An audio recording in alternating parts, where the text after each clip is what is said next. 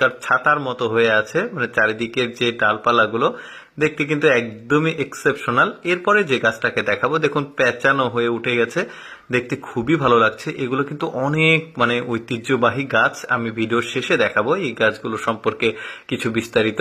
তারপর দেখতে পাচ্ছেন এইটা একদমই চেয়ারের মতো করে আকৃতিতে এটাকে তৈরি করা হয়েছে, তবে গাছটা যখন ছোট ছিল মানে একটু একটু বড় হয়েছে, তাকে আলাদাভাবে একটু চাপ দিয়ে দিয়ে এই রকম একটা আকৃতি করা হয়েছে। বেশ চমৎকার চেয়ার গাছটা।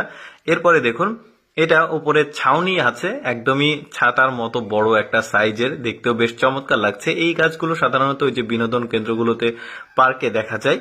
তবে এই ধরনের এক্সেপশনাল গাছ আগে কখনো দেখা ছিল না, হয়তোবা অনেকেরই দেখা নাই।